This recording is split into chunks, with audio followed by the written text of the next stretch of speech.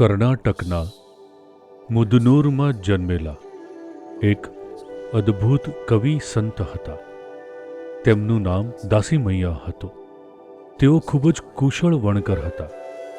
એકવાર He gave himself to તેમણે ખૂબ મહેનત કરીને એક મોટી પાઘડીનું કાપડ બનાવ્યું, જેમાં બહુ ઝીણી ડિઝાઇન હતી. તેને બનાવતા તેમને મહિનાઓ લાગ્યા. તેઓ તેને બજારમાં લઈ ગયા. એ કપડું એટલું સુંદર અને મોટું હતું કે કોઈ એનો ભાવ પણ પૂછવા માંગતું નહોતું. તેઓ પોતાનું કપડું વેચી ન શક્યા. પછી તેઓ પેલું સુંદર કાપડ લઈને પાછા આવતા હતા. રસ્તામાં તેમણે એક વૃદ્ધ માણસને ઠંડીમાં થરથરતા બેઠા જોયો. એમણે દાસીમૈયા સામે જોયું અને પૂછ્યું, શું તમે મને પેલું કપડું આપી શકો?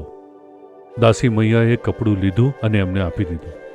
દાસીમૈયા એ વૃદ્ધને જમાડવા માટે ઘરે પણ લઈ આવ્યા, પણ ઘરમાં ખાસ કંઈ હતું નહીં. એટલે એમની પત્ની મુશ્કેલીમાં મુકાઈ ગઈ.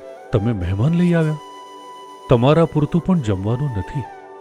દાસીમૈયા બોલ્યા, જે હોય તે રાંધી લે અને એમને જમાડ. પછી એ વૃદ્ધ તો શિવજી પોતે હતા. તેઓ તેમના અસલી રૂપમાં આવ્યા અને એક મુઠ્ઠી ચોખા પ્રગટ કરીને ઘરના કોઠારમાં નાખ્યા અને તે અક્ષય પાત્ર બની ગયો.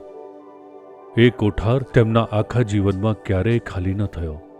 એમણે જીવનભર અસંખ્ય લોકોને જમાડવા માટે એનો ઉપયોગ કર્યો.